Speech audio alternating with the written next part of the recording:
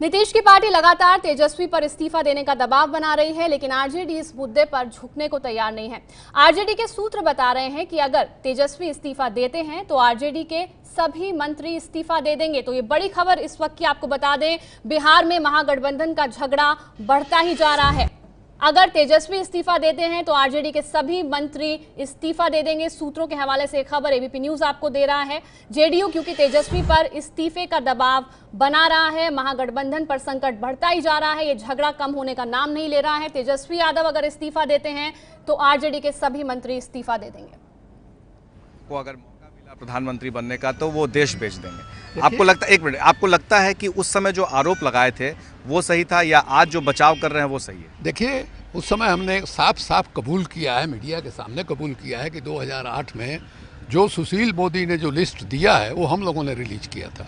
हमने ये भी कहा कि बाद में शरद यादव और ललन सिंह जो है प्रधानमंत्री मनमोहन सिंह के यहाँ जा करके उन्होंने वो आरोप जो है मेमोरेंडम जो है सौंप करके जांच के लिए मांग किया। उस सरकार ने इसको जांच के लायक माना नहीं। उसके बाद जो है एनडीए की सरकार बनी। एनडीए की सरकार 3 साल से है। 3 साल के बीच में कभी उनको इसकी जांच और कार्रवाई का उनके दिमाग में बात नहीं आई। अब जब लालू यादव मैंने बीजेपी के खिलाफ जो है एक बड़ा मोर्चा बनाने के प्रयास में लगे हुए हैं और उनकी कोशिश है कि उत्तर प्रदेश में अखिलेश और मायावती मिलकर के चुनाव लड़ें, उसके बाद जो है ये सारी कार्रवाई शुरू हुई है। आपको कार्रवाई पर कोई संदेह है? सीबीआई जांच की आप मांग कर रहे थे उस वक्त भी, आज जब हो रहा है तो आप क्यों परेशान हो रहे हैं? आपको लगता है कि सीबीआई अपना काम कर रहा है, सही कर रहा है? सीबीआई मध्य प्रदेश में काम क्यों नहीं कर रहा है?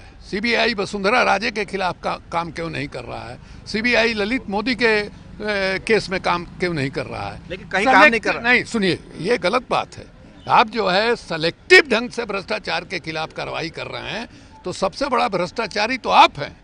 आप देख रहे हैं व्यापक घोटाला, ऐसा देश में आज़ादी के बाद कोई घोटाला नहीं हुआ। 40 आदमी मरे, वहाँ लोगों हत्या हुई, लोगों ने सुसाइड किया, संदेहास्पद ढंग से लोग मरे हैं। और आप जो है क्लीन चिट दे रहे हैं। आपने कहा कि नीतीश कुमार के आसपास में बैठे लोग हरिश्चंद्र नहीं है, हरिश्चंद्र के औलाद नहीं है। नहीं, हरिश्चंद्र के औलाद नहीं कहा, हरिश्चंद्र नहीं है, सही बात है।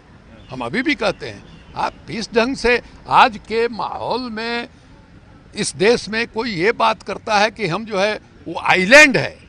नीतीश कुमार भले ही जो है अकेले बैठे रहे, लेकिन वो पूजा पाठ करने वाले लोग जो है उसमें कौन शुद्ध है कौन अशुद्ध है इसकी जानकारी। हमाम में सब नंगे हैं।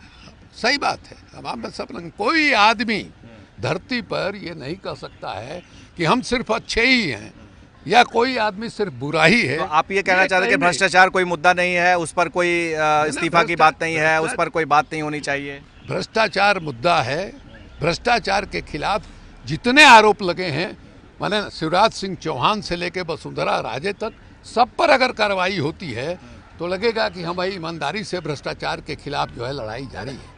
लेकिन आप किसी को चून करके, इसलिए कि आपके लिए वो पॉलिटिकली खतरा है, आपके लिए पॉलिटिकली वो एक चैलेंज है, आप उसके खिलाफ कार्रवाई कीजिए, तो आपसे ज़्यादा भ्रष्ट कोई नहीं है। शिवानंद तिवारी सीधे तौर पर भ्रष्टाचार के खिलाफ होने की वो भी बात कह रहे हैं, लेकिन सवाल उठता है कि आखिर सेलेक्टिव क्यों? फिलहाल तेजस्वी यादव के इस्तीफे का तो सवाल ही नहीं उठता है। ये है एबीपी न्यूज़, आपको रखे आगे।